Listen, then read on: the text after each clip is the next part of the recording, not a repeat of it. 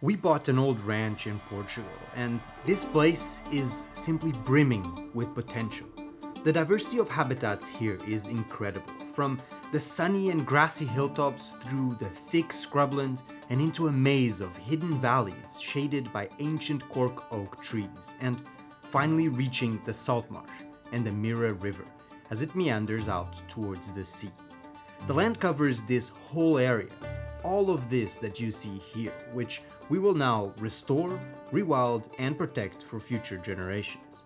Because even though this place is already amazing, it still needs a lot of work. From the invasive grasses and trees, to the overgrown scrubland and the destroyed water lines, all the way to the degraded salt marsh that at some point was dammed up and farmed for rice. There is a lot for us to restore here before it can be truly wild again. This ranch is a lot more than just a couple of derelict buildings, and in this video today I want to try to give you an overview of why we made the decision to buy such a huge piece of land and what is here, like what are the habitats that we have here and the restoration projects we have in mind, and what will the future hold for this rewilding reserve that we are trying to create here. Now, a place like this does not introduce itself to you in a hurry. It waits until you've slowed down a bit, slept on its dirt, and woken up to its birds. So I set out to do just that. On my way to my campsite, I passed by various roads and fences that crisscross our land.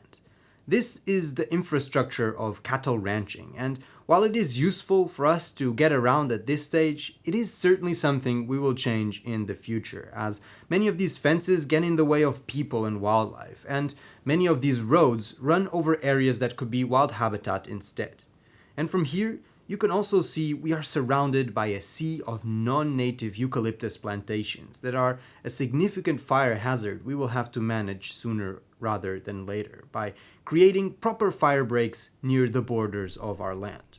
So that there is where I'm planning to go camp tonight. But before we get there, we actually have our first habitat here already, which are the grasslands here on the hilltops of our land. In winter, it is hard to see all the grasses, but when I visited with Yulia late last spring, they were really popping off, creating these wonderful meadows of flowers of every color, full of insects of all kinds, taking advantage of this boom before the dry summer kicks in.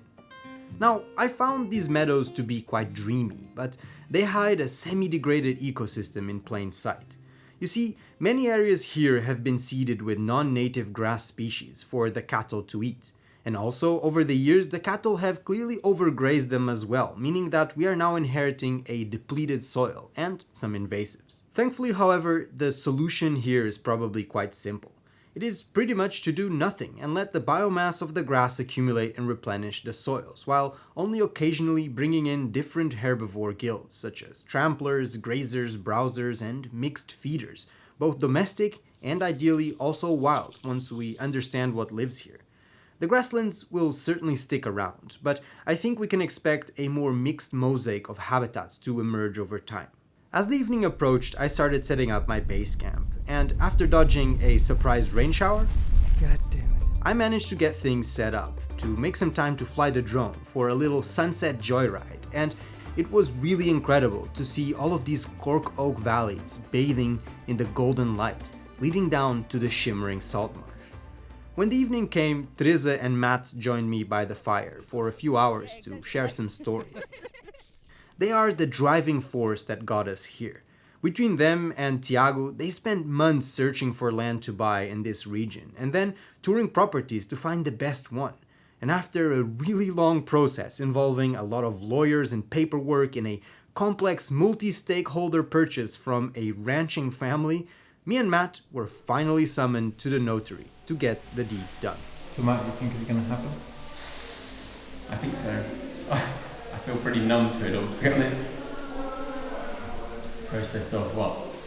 Starting September? What are we now? April? 7-8 months? Yeah. I don't know. We've been summoned to a waiting room. Oh. Doesn't sound good. The nerves were real at this moment, but the stress and hard work Matt put in paid off, and we reached a deal to buy this land in installments for a total value of 1.5 million euros, which is a large investment for our small organization, taking up around 25% of the total rewilding budget for 2025, 2026 and 2027.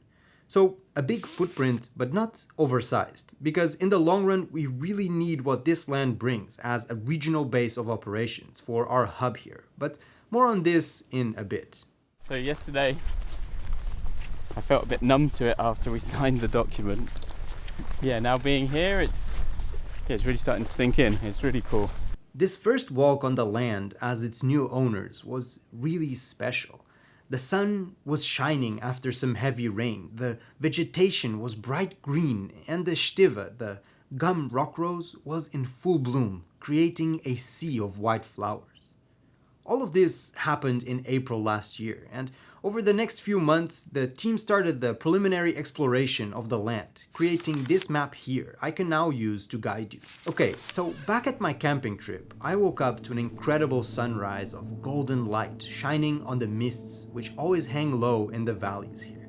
And after a relaxing breakfast, I set out towards the river.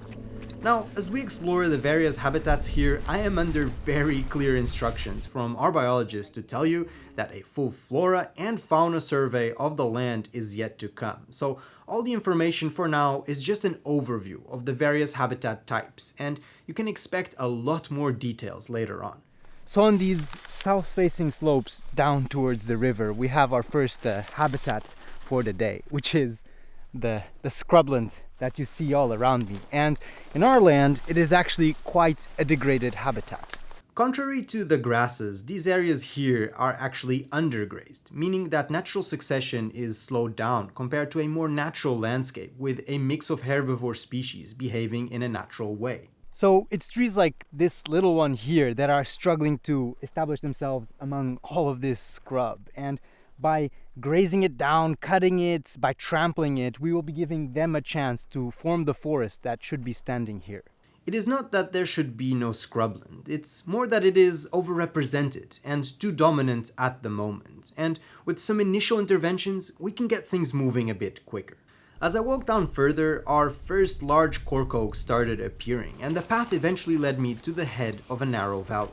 So I think this is the start of our little waterline. I think maybe it's the biggest one on our land, and as you can see, it's a rather humble sight. But in a landscape where water is a really rare and precious resource, this is really important. And right now, it's not in a good state. I made my way down this waterline, dodging brambles and getting wet feet, because in some parts, the road actually runs on top of the waterline itself, which is really sad to see. Eventually, I reached a tall oak with a small well underneath it that would have been the drinking spot for the cattle that grazed here before.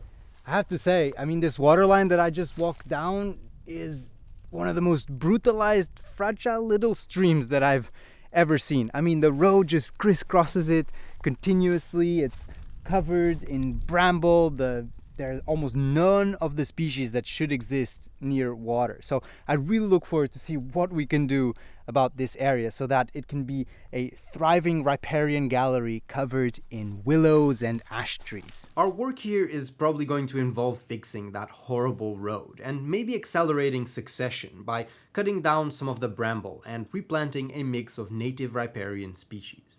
At the bottom of the hill, a few of these valleys come together in a flat area that gets soaked with fresh water, and here we have randomly an orange tree that used to be part of a larger orchard that is now just standing alone, and it's loaded with fruit. And further down, all of this freshwater pools to create a really interesting habitat. So as you can hear, this is pretty sloshy. In fact, this whole area might look quite dry, but it's soaked with fresh water that runs down the hills through the various valleys, like the one that we just followed. And this is a really rare thing in this rather arid and dry landscape. So we're going to have to pay special attention to this place. Now, we have a couple of decisions to make here. This Freshwater habitat is quite rare, but it also exists in large part because of an unnatural barrier disconnecting it from the salt marsh beyond. So at this stage, we need to research this whole area better before deciding what to do with it. So here behind me is one of the most special habitats in our land. It's the salt marsh. I mean, what kind of land do you buy that includes salt marsh? It's pretty crazy. And it's the place where the hills and the freshwater streams meet the river and the wider estuary ecosystem. As you can see, the salt marsh here is rather unnatural looking, and that is because all of this used to be rice paddies. The Mira River here is tidal due to its proximity to the sea and the flatness of the riverbed, meaning that the water here is brackish. So, in the past, farmers blocked the river with this barrier and used the water from the nearby Portugal stream to provide fresh water to the rice paddies.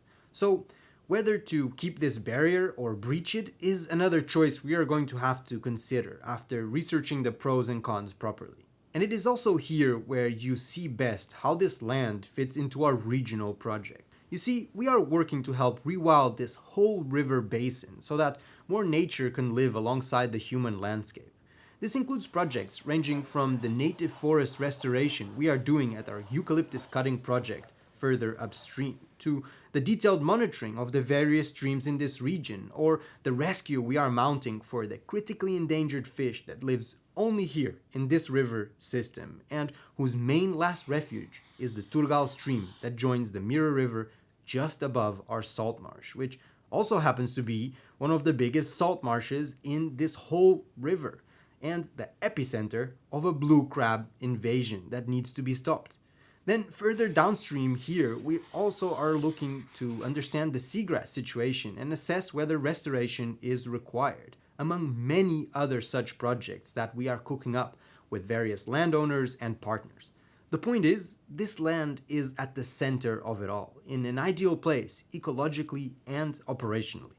And the only reason we can buy this land, run all these projects here, and fund our rewilding teams is because of our Mossy Earth members who support us with a monthly subscription. Because of you, we can act when an Amazonian native Quechua man asks us to buy a rainforest there to protect it. Because of you, we can create a team that every day goes underwater to rebuild coral reefs that were blown up by dynamite. Because of you, we can reflood forests and fields. We can bring back ocelots, rewild a quarry, plant trees in the Icelandic desert, launch an innovator grant, restore rivers, wetlands, seagrass meadows, among many other such projects. It is as cheap as a fancy coffee to join, and you can cancel anytime. But together, thousands of us can make a really big difference. So I hope you'll consider joining us at mossy.earth. The link is in the description and in a pinned comment down below, or you can scan this here. And if you'd like to visit this land and our project here in the Mira, you can now do so by booking a trip with us. You'll get to meet the biologists running these projects and see for yourself what we are doing here. The link is also in the description. Now, back on my explorations, I eventually reached the few scattered buildings that we have on the land, left for the geckos to sunbathe on in the spring and summer. Yeah, I guess this place has seen better days. After some major repairs, we think we should be able to use these buildings to host volunteers and store gear. But to fulfill our aims in the long run, we will probably also need to build a bit more infrastructure on the land. All of this will be minimal, of course, and not get in the way of nature too much. We are currently considering building a large shed somewhere to store bigger machinery to be used in our rewilding projects, and then we have a couple of ideas in the dream category, at least for now. One is to create an open-air native plant nursery focused on small and endangered plants, and the other is to create a breeding center for endangered animals, as we have no space for this at the moment, but a big need for it. On my way back to camp, I stopped to watch some of the raptors hunt on the grassy hilltops. I saw a buzzard in hot pursuit of its prey and a black-winged kite patiently hovering while slowly approaching a potential target.